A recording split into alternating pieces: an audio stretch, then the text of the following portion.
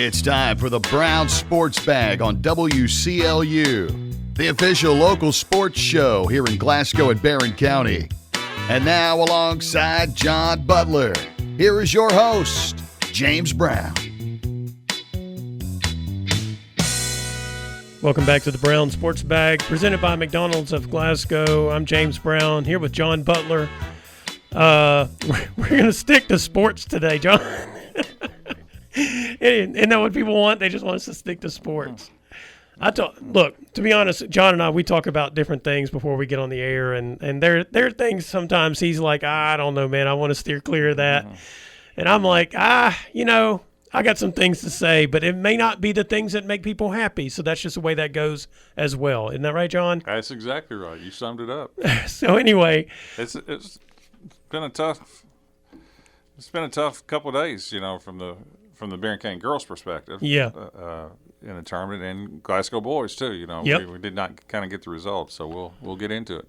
All right, let's start though with the primary game here that was played on Saturday night. We're going to start with the girls' side of things. Barron County faced Franklin Simpson in the girls' 4th Region Championship game. They lost the game 60-56 in overtime, and there's a whole lot of extracurriculars, of course, as usually happens on social media after such things, and we're not going to worry about that part so much. We're going to talk about the game just predominantly. I do have a couple of things that I want to say related to players, high school players moving around and playing in places, because I think there is a bottom line issue that needs to be addressed, and I think sometimes we're just looking at this from the wrong angle. So I'll get to that. But let's talk about that game. I thought, let me put it this way. I thought 2 seniors had really good games for the Trojanettes, Ann Ashley Atkinson and Hannah Bragg. Both double-doubles. Yep, both double-doubles. Ann Ashley's had some games here and there. Hannah's had some games here and there. They're not the 2 players, when you look at the box scores, that you think, oh, they're going to carry them. And so I guess in the end, I hated that Barron County lost, especially for the 2 of them, but for the 4 seniors in total, with Addison McFall and Riley Wilson as well. But I really just thought Atkinson and Bragg, they did everything they could to win that game from my perspective of watching that game, and I hated that they didn't get the chance to go play in Rupp Arena. They've not made that trip yet in their time at Barron County, and I was really looking forward to it for them, John. Yeah, these are tough ones. When you lose in a regional final in overtime, those are, you don't forget those. It's happened to me. Yeah, you're carrying one with you forever. I'm carrying one. That's right. I lost 5 times in the finals. Won 3, lost 5, but the one that really hurts as much as anything is 2000, because it's not that you just lose in overtime, because the games can go either way. Yeah. But when you think you are as good or better than who you're playing, and in 2000, we were as good as Allen County. We played 5 times, and they ended up beating us 3 out of 5 with overtime in the last one. Yeah. But so when you think you're as good, and Barron is, Franklin beat them twice this year. So it's kind of like Allen beat us 3 out of 5. They beat Barron 2 out of 3. But I still think overall Barron is a better overall team. Right. But, it just comes down to that one game, and just a lot of plays that you can look back on. There's not a single dynamic play that when you lose in overtime. This game, there was not a last-second shot, that was missed or anything like that. But, yeah, it's obviously it's tough. The 48 of the 60 points was scored by Pennington and Harrigan. Yeah, 2 kids that were not on the roster last year. Yeah, they were transferred. That's correct. And Pennington is, she's one of the most unique players I've ever watched play. Yeah, she's fascinating to watch. She had 31, and she shoots 47% from 3, and most of her threes are challenged. They are tough shots. And she had 31. She was 4 out of 9 for threes, and she hit 2 monster threes. One with 2 minutes left in regulation, in which they were down 3, I think, and she made one from almost standing out of bounds. Right. And then she made a 3 at the start of overtime, too, from the opposite side, right in front of the Franklin bench almost out of bounds. Mm-hmm. I mean, they're way beyond the college three-point line. But the biggest thing, she got to the line. She was 13 of 24, and she's got they took 29 free throws, and she took 24 of them, and that's frustrating. Yeah. Because she has a knack of. She falls a lot, and she draws fouls and things like that, and some of those were legit, and some of them were, if I'm coaching, I'm going, what do you really want us to do as a defender? Because generally when you get to the regional, they let you play. Mm-hmm. You've got to play through bumps and things like that. But she was at the free throw line all 3 games. It just wasn't this one. Yeah, and she's got that knack, and she was big. And Harrigan, the kid that was ruled eligible in January, she had 17, 5 out of 5 from free throw. She leads the state in free throw shooting, and defensively, she's a huge factor. And she hit the shot to put Franklin in the lead late, put them up 2. It was tied when she made the shot with about 18 seconds to go on a drive. And those 2 kids, and I just thought overall Franklin defensively was really, really good. And it's probably the best overall defensive pressure that I've seen in a long time. Harrigan's just athletic, and she guarded Shelby, and what was the strength of Barron all year, their outside shooting. They didn't shoot. Barron was 1 out of 9. Yeah. And in the semifinals against Monroe, Barron won like 45, 25, yeah. 20-something. Defensively really good, but didn't shoot it real well. And they went cold in the second half of that game, that's right. And it worried me, I'll be honest with you. And so 1 out of 9, and the only 3 was in the fourth quarter by Ann Ashley. Yep. And 9 out of 17 from free throw line. So we left a lot of free throws out there, and it's disappointing. It's like I told my team back in 2000, we lost in overtime, and we kind of thought we should have won. We had a lead late, and Barron was down 10 and came back. Yeah, their biggest lead was in the fourth quarter. I think they came back and got a lead by 5. Got a lead of 5, that's right. And then, I think Pennington hit some big shots and so forth. But Franklin only had 4 kids that scored. Yeah, right. So it's like I think I told my players, I said, I'd rather if you have a choice, you really have to put yourself out there in these situations. The easiest thing to do is just stay at home and not play. Then you don't have the hurt. Yeah, that's right. Yeah, you can follow that non-competitive bone in your body, and then just you never have the thrill of winning, but you never have the deep hurt of losing. So it is it's risky to put yourself out there. Yeah, but I have a ton of respect for that. But I'd rather lose and play. Mm-hmm. Than not play at all. Right. That's just, and the pain is, it's tough, especially when you're 31-2, and the expectations were there. And I've called it all year. I thought they were the best team in the region. I still do. Yeah. But it doesn't guarantee you a win either. And haven't been in a lot of dog fights, and that may have hurt a little bit. These where you have to come back at the end, and the stress and pressure that you have to deal with, and just didn't the competition in this area was not. Now Franklin played the same one. Don't get me wrong. Okay, yeah. So Franklin's. It's not like they were out playing Sacred Heart either. No. But I think Franklin came in almost on a free roll. They won it last year. Yeah. They didn't really have the stress and the pressure of winning. So they were kind of the underdog, and I think you can play a little bit looser that way. And despite the fact that of the controversy and so forth, on the court, yeah, they played a little bit better, made some more bigger shots. But I hurt and hated for the kids, and hated for the Piper and the coaching staff. I do.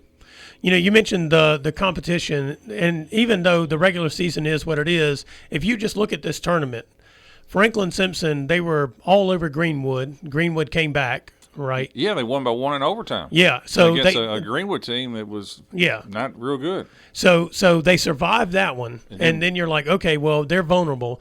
But then they turn around and they have to play Allen County blew 'em Scottsville against the number one scoring player in the region. Blew them out, 27. Yeah, they were all over them from the get-go, and they never slacked up in that one. And Sometimes the tougher path yeah. to get to the finals is actually a benefit. And that's kind of what I think about with this, which was why Friday night after those games I was concerned about Saturday night's game. They had calluses on their hand. Yeah. They had to, and sometimes that does happen, and I do think that the pressure was much more on Barron than it was yeah. on Franklin. But, besides all that, we had opportunities to win. Mm-hmm. I don't think we necessarily lost the game. I can't think of a moment where, I think we only had like 5 turnovers. Yeah. That's incredible. I don't think I've ever had a team play in a tournament that had – I don't know if we ever had one that had under 10. Yeah. And we played faster. I don't know. And faced sometimes more full-court pressure. Franklin really didn't press or anything like that. But still, even in a half-court game, only turning it over 5-6 times that's pretty good play. Right.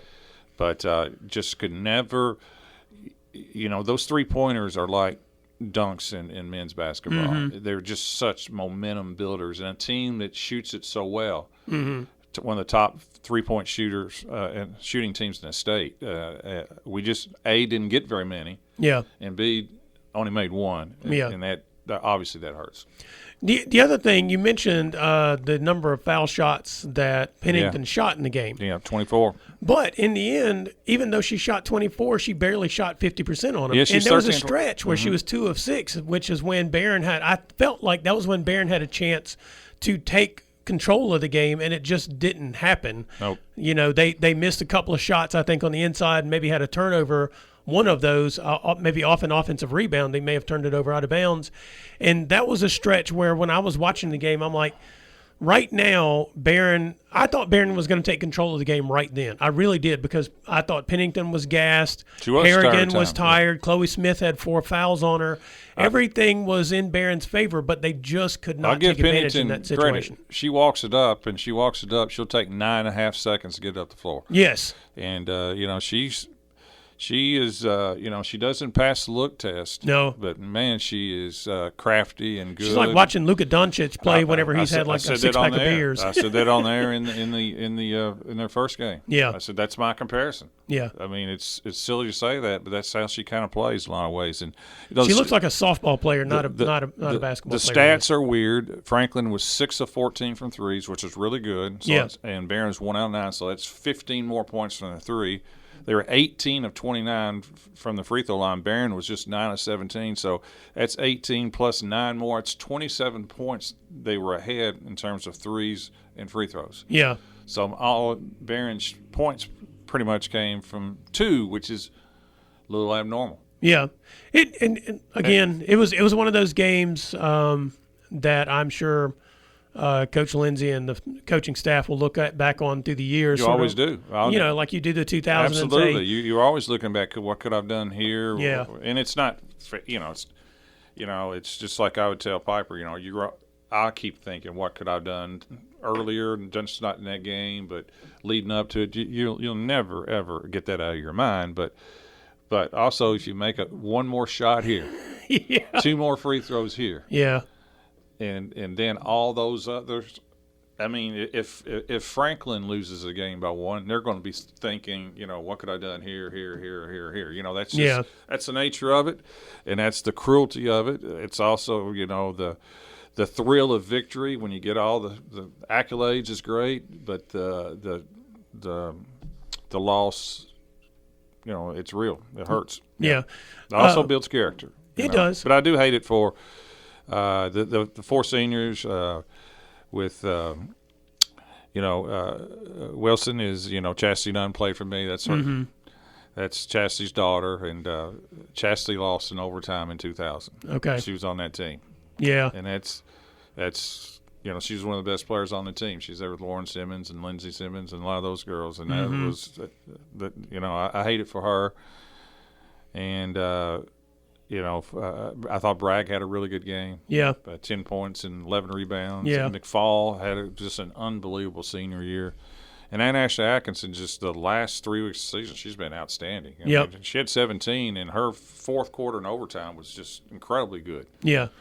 And she had 13 rebounds in that 13 game. 13 rebounds, yeah. But, she had a block at halftime that if it had gone in, they'd have been down by 4 instead of 1. And so, she had great game all the way around. That's right. The one thing I wanted to mention about just the whole transfer situation that is going on in the state of Kentucky in high school basketball is this. I think about the kids. They're not going to go play in college. They're not going to go, they don't have those kind of aspirations. But what they're doing is they're at a school. They spent their time at that school. They've played a sport for the number of years there. And people are moving in. And I think of it like taking opportunities, not for them to showcase their talents for the next level. But this goes back to the whole point of high school sports to me, which is this is the only, for many, many people, this is the only time you get to do this in life. And I think it's a great thing. No matter what you plan on doing next, you get to play sports once a lot of times. You might not ever play sports again. You might go play, adult softball, maybe something like that. I don't know. But the bottom line is you get to put on a jersey. You get to be a part of a group. You get to compete. And, your team may be good. Your team may not be good. But this transfer thing is interrupting what I think is, to me, the heart of high school athletics, John. And that's the part that bothers me about it more than anything. And also what has happened is people say, well, the KHSA needs to do this and the KHSA needs to do that. But we have a system here in Kentucky whereby if you can put together enough money, you can take it to court and you can fight whatever the KHSA ruling is. And let's just say that the court eventually doesn't rule in the transfer players' families' favor. What they do is they might file an injunction, and then by the time the whole thing's resolved in court. But that's not what happened in this case. That is not. Right, but I'm just saying this is not an uncommon thing, and that is not what happened in this case. But nonetheless, this is not an uncommon thing, and this is why the KHSA is in a difficult position, because the season's over with. The decisions have been made. The games have been played, and through the years, a lot of times what happens is people just drop these injunctions, and then the results are the results. And I always point out the 2004 Fort Thomas Highlands football team. They're state champions. Their record is 2-13. They won 2 games during the course of the year, including the state championship game, in which they did not play an ineligible player. Every other game they won, they played an ineligible player. So that includes all through the playoffs. And there was an injunction filed, and I believe at that time Julian Tackett was the enforcement person for the KHSA. Bridget DeVries, I believe, was the commissioner of the KHSA. And I think the lesson learned out of that whole situation, so what happened was there was an injunction filed. The injunction was dropped, I believe, after the end of the season, as I recall. And so basically the KHSA went back and scratched all the wins that the kid had played in, leaving the state championship game. And so it makes a farce of the whole situation when you look at the books, because you're like, how did they get there if they forfeited all these other games? Well, it was all decided in the courts, so to speak, because the courts held the KHSA out of its ability to enact a ruling during the course of that season.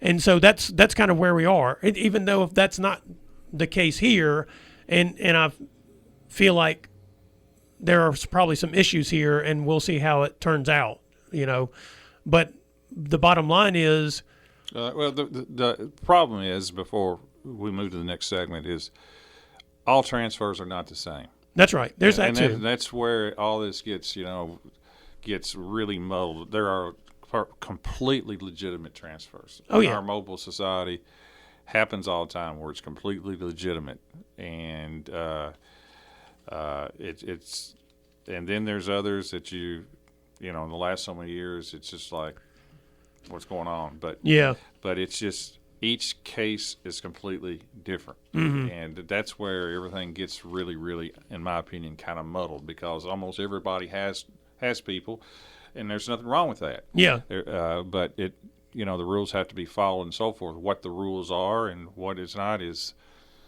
it's debatable. Yeah, and I think the ones, we have those that I think stand out, and those are the ones that they concern me because of what I said at the top. We have kids who have been a part of a program, and they've been, their dream was to wear that jersey and play in those games and play with their teammates and that kind of stuff.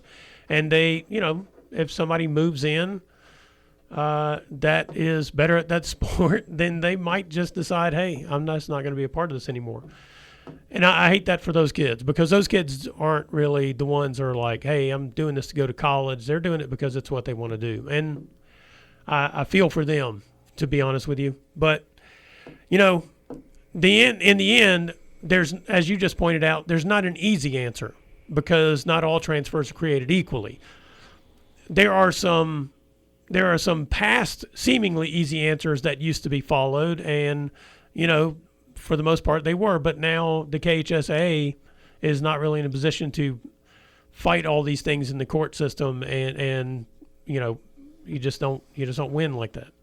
Anything else on the girls' 4th region tournament, John? No, I mean, just congratulations to Barron. I know it's hollow to say, but 31-3 is a heck of a season. Yeah, it is. Heck of a season. They got a lot of kids back.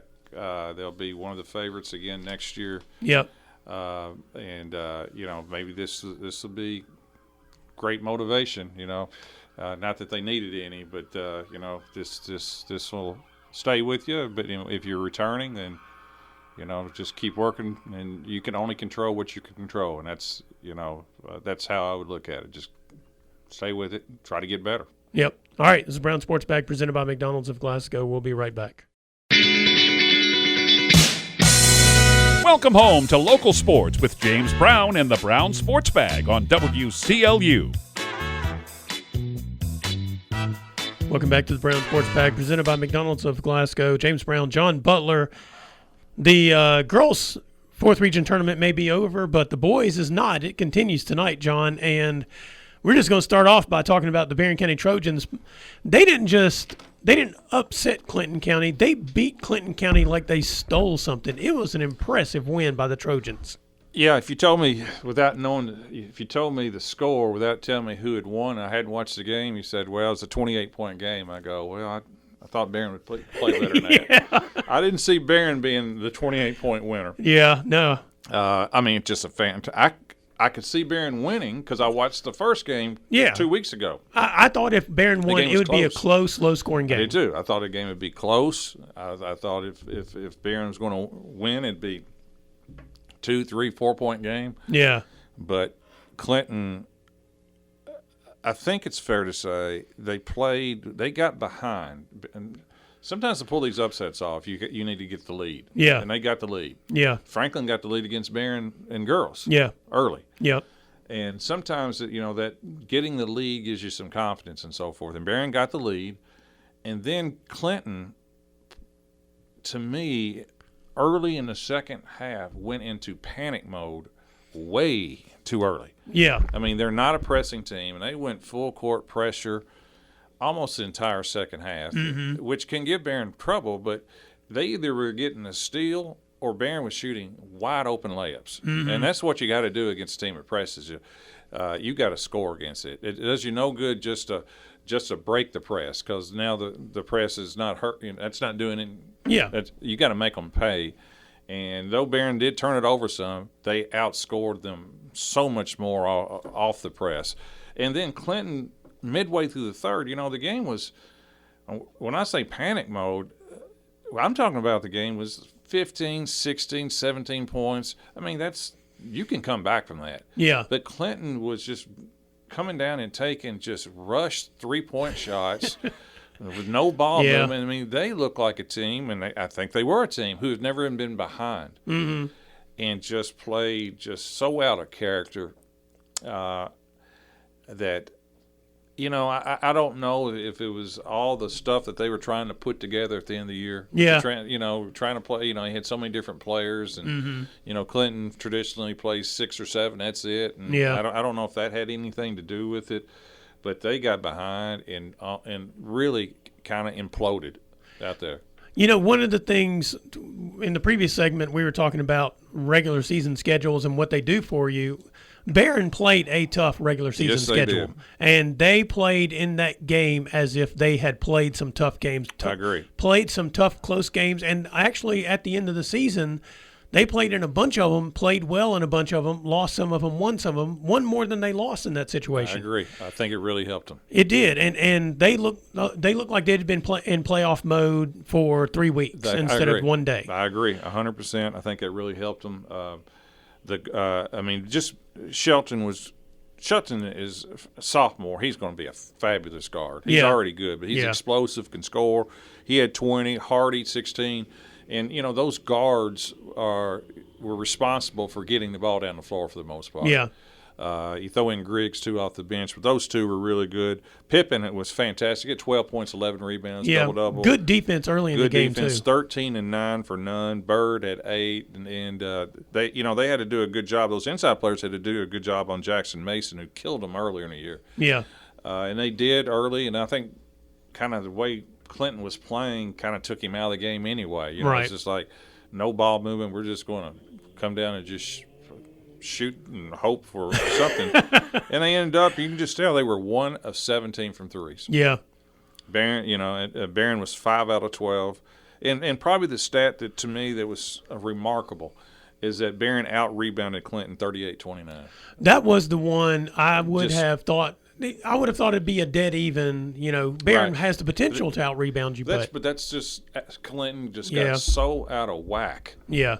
And, you can't – the one thing I know, we've had a few comebacks when I was coaching, but when you're down double, you can be down 20 in the first half, you can come back. You can be down 17, 18, but you can't get it all back in a minute. Right.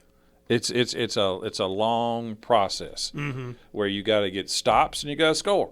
Yeah. And Clinton looked like to me they were trying to get 20 points back in 2 minutes, and you just can't play that way. Well, and the other thing was they were struggling to score, and it looked like because they were struggling to score, they were like, well, if we can get our shot off before the defense gets set, we have a chance. Yeah. Except all that meant was you got one shot, Barron grabbed the rebound, and then they did whatever they wanted to. Yeah, so it was crazy. They kind of took their strength out of the game. They did. By not playing through Mason. Yeah. And give Barron credit. Warren is – really good at these things, he's game planning and all that stuff. But no matter what a coach does, and Warren will tell you that, the players still have to perform. Yeah. And they did, and they stepped up, and Barron got a tough draw, but it's a draw where, and I've said this before, I would much rather draw Clinton than Warren Central because the matchup. Yeah. And what you do is you go in there, and if you get that win, then you get 6 days off to prepare the best you can for Warren Central. Yeah. And, and that's what they got tonight. They will be a heavy underdog. I don't think there's any doubt because Central's strength is Barron's weakness at times. Yeah. Their press is good. Their press, that's what they do. Yeah. Clinton did it out of desperation. Yeah. But this is what Warren Central does. So, that's, it doesn't take a brain surgeon to figure out that Barron's got to first of all get the ball down the floor. Yeah. And then they have to rebound. You can't have live ball turnovers. You can't have Warren Central shoot it till they make it. And it goes both ways for this. Barron's win last year at Warren Central is good for Barron in the sense that a lot of those same players are back. Yeah. For Barron, that they know they can do it, but it also puts a big bullseye on their back because Warren Central will not overlook them. Yeah, Unseld spent the last 6 days saying, you won't overlook these guys this year. In fact, you can make an argument now that this may be Warren Central's toughest game to win it. I would agree. Going through Barron. I would agree because we got on the other side. You got South Warren and Monroe County. Neither team's ever been to the tournament finals, the regional finals. So one of them will be there the first time, and both of them might be in position to be happy to be there. And if Warren Central gets through Barron, Warren Central they beat South Warren 40. They've beaten up on South Warren easily both times this year, or 3 times I guess it was. Yeah. So, this is their toughest game, and Barron probably has the depth overall to compete in this game against Warren Central, being able to, so that they don't get fatigued with the pressure that Warren Central is going to put on them. I don't think South Warren or Monroe County do. I agree. Meanwhile, the Glasgow Scotties, they lost to Monroe County 63-61. Had a shot to win it. just like they did when they were down at Monroe County, and it just went off the rim.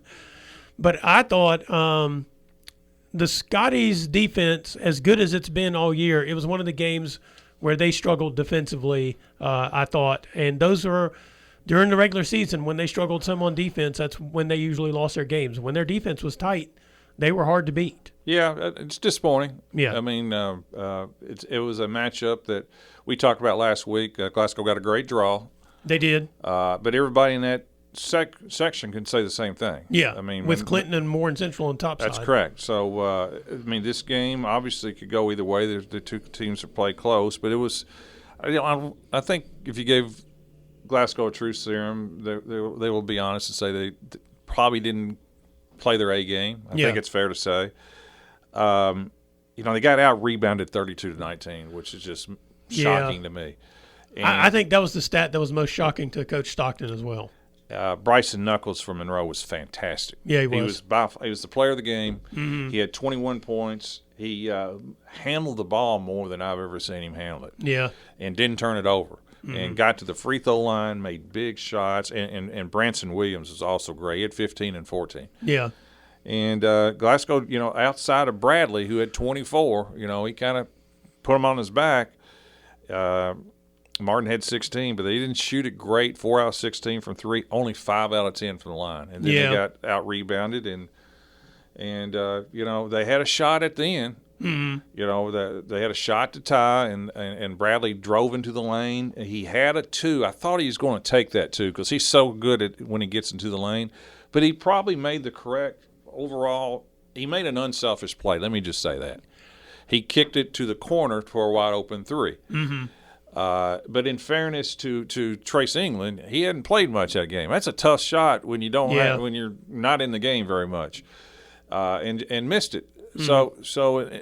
So Bradley made the basketball play, but it may have been looking back. Maybe should have just taken a jumper and gone for a tie and see what happened. But also once you're in the it's not a guarantee he's going to make the 2 either. Right. But he's pretty good at that, and really there was no time for an offensive rebound either. No. So that's the way it goes. Glasgow had a much, much better season. Bounced back from winning, 6 to 18? Yeah. District champions and so forth. But I know they're disappointed because, they would – I think Monroe has a really good shot at South Warren tonight. Oh, yeah. I think just when you looked at the bottom side of the bracket, Glasgow was the favored team out of the 4 that were down there, I would say. I would also say that, to me, offensively, Monroe might have the 2 best players on the bottom side of that bracket with Bryson Knuckles. I'm just taking Jalen Bradley out of that. Okay. If you were to pick one team and say these are the 2 best offensive players on a team, then they might have the 2 best offensive players on one team. Does this make sense? Yeah.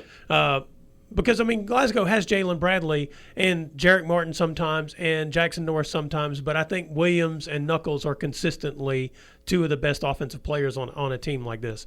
And I think those 2 dudes are, as we saw in that game against Glasgow and as we've seen several times through the course of the season, those guys are good. They get overshadowed probably because they're playing down in Monroe County and people don't get to see them a whole lot. But those guys are really good. Because they play 15 times in their district. Yeah, they do. And so I think maybe that was maybe eye-opening for people who've not seen Monroe County this year. Mm-hmm. But I do think even in this matchup with South Warren, they're probably the 2 best basketball players in that game.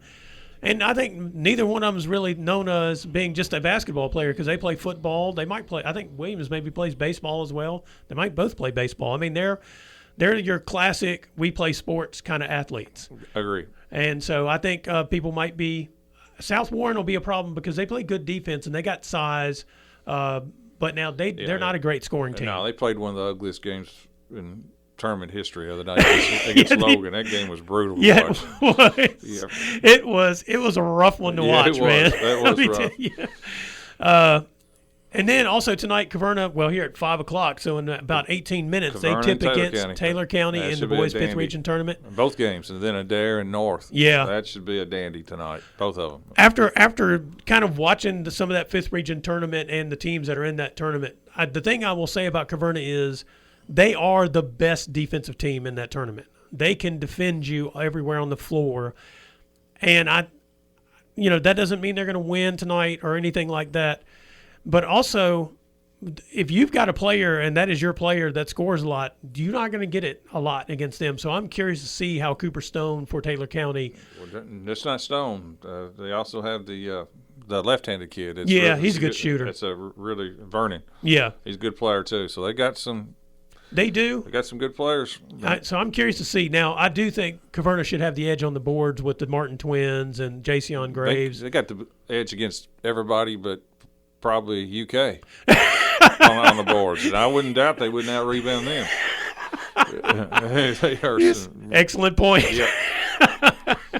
Yeah, so I'm rooting for them tonight. Hopefully, Barron can pull off this win against Warren Central. By the way, you can hear all of those fourth region games on 104.7 WCLU with Jay Turner on the call. The first one starts at 6. We'll have fans in the stands and all that jazz. And the first one's online. That's right. And, yeah, that's right. You can also watch it and listen to it online. All right, this is Brown Sports Bag presented by McDonald's of Glasgow. When we come back, we might try to figure out if the Martin twins could out-rebound Kentucky. Welcome home to Local Sports with James Brown and the Brown Sports Bag on WCLU. Welcome back to the Brown Sports Bag presented by McDonald's of Glasgow. This is James Brown and John Butler. John, there are other basketball things going on, including the tournaments that are tipping off in men's basketball this week, and I guess in Conference USA Women. So I think all the other women's tournaments pretty much wrapped up this past Sunday. Yeah, there's a few college women's tournaments. Conference USA is one of them. Yeah. And the Louisville men, let's start. Yeah, we'll start there. Louisville men, they open the ACC tournament Wednesday against to be determined because it depends on a winner of. Yeah, they got a sort of a bye. They got one of them. Yeah, they're not playing the very early games. Yeah. So how do you think they factor in the ACC tournament? I don't know. I mean, they've been up and down. They're not the team that we thought they were going to be, mainly because the point guard, Brown, has been in and out of the lineup. Now he's out again with his back. They did pull off an upset at number 21 Miami on Saturday without him. But, they just – I don't see a long run anymore. They can score. They don't rebound real well and have trouble defensively. And you just – don't know whether or not it's too much uncertainty whether or not he plays or not, and I never think that's good. If he plays, they're one of the better teams in that tournament. In that tournament, they're going to make the NCAA tournament. I think a win would be get to win. If they could win 2 games and get to the Sweet 16, that'd be great. Yeah, but I don't know if they can do that. Right. Meanwhile, the Kentucky men, they opened the SEC tournament on Wednesday against LSU. First game of the tournament. First game of the tournament. Now, they're not the last seed. They're the ninth seed, but they play the first game of the tournament. Yeah, and that's kind of a rough opening for them, man, because they want to talk about inconsistent, and they are. I mean, they're inconsistent in a game. Yes, they are. And you just don't know how it's going to turn out. It's got to be hard. Well, I'll be shocked if they lose to LSU. Well, yeah. I will be surprised at that. But, they do not fit a team that's capable of winning 4 or 5 games in a row. No. Because of what you said. Yeah. Their inconsistency is just maddening. Now, their high moments are good. Winning at Arkansas, winning at Tennessee. I mean, they've had some good wins. Even their losses to Florida, who arguably is the best team in the country, have been very highly competitive. So, if you tell me on any given day, can they win? Yes. Can they string together wins? Doesn't look like it. Yeah. I mean, I think they had, one 6-game winning streak during the course of the season, but that was kind of like sandwiched around 2-3-game lose streaks. Yeah. It's been a frustrating year. I mean, they've had some injuries, of course, but they've also had the highest paid roster too. I think that's a big and it doesn't ROI is not really there. Yeah, it doesn't look the return on investment doesn't look like it's been put together real well. And like I said, I give every coach a pass right now. Oh yeah. This is a crazy time in which some schools have no money. Yeah. Some schools got more money they can think of, but in basketball you still got you can't get all the good players. No, you don't have the roster. There's only so many you can play. Right. So, you better not miss out. And then once you get them, Will they play? Will they play? This is the Peterson guy, right, at Kansas? Is that where he is? That's right. Will they play? Do they fit? You know, so it's not as – I think there's going to come a time – and first of all, I think there's going to be a massive readjustment at the NCAA. I mean, they're already meeting in Washington, D.C., not that they can solve anything, but I do think there's going to be some readjustment.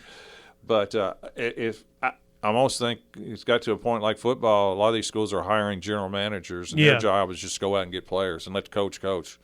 That's almost what you got to do. Makes sense. Also, not only go out and get players, but you've got to be the person who manages the budget and try to make sure that you've got your money all matched up. Yeah, I mean, just like a general manager does in professional sports. Most coaches can't do that. No, I mean, you're trying to prepare for Tennessee. You ain't got a whole lot of time to worry about somebody's money. That's right.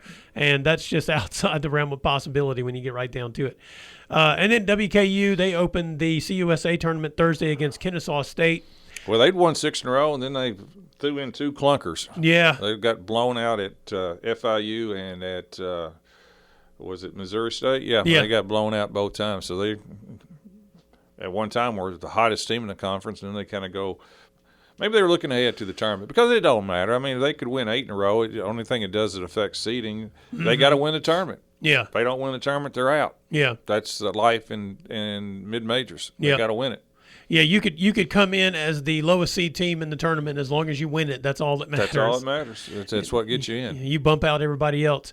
On the women's side of things, there was a dandy of a game. Was it Sunday between Duke and Louisville in the overtime. women's ACC tournament? Really good game when Duke beat Louisville in overtime. Louisville led most of the game and couldn't get a rebound there at the end of the game. That was kind of the difference. But all in all, other than you get a banner, Louisville's going to be a 2 or 3 seed, and they're going to host the first round anyway. Yeah, and they're very capable. I don't think they're good enough to win it. I think they're capable of getting to a Final Four, but they have to be in the right bracket and right draw. Yeah. Were you shocked by the score of the Texas-South Carolina game in the SEC Women's Championship? No, they match up with South Carolina. They've beaten them before. They're the only team in the conference that really matches up with them. Yeah. Both teams are Final Four. Mm-hmm. Very much Final Four, national title contenders. Yeah, didn't surprise me. For those who don't know, Texas won the game 78-61, so they won by 17. I was a little surprised by the score, but then again, like you said, I mean, they are 2 of the best teams in the nation. Right. We're going to take a quick break, and then when we come back here on the Brown Sports Bag, we'll wrap up the show. Welcome home to Local Sports with James Brown and the Brown Sports Bag on WCLU.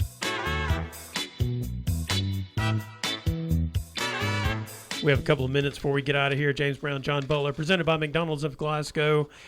Shout out to Katie Murphy. She had a 3-run home run for the Hilltoppers softball program. That was on Friday. They played 2 games on Friday instead of one Friday, Saturday, Sunday.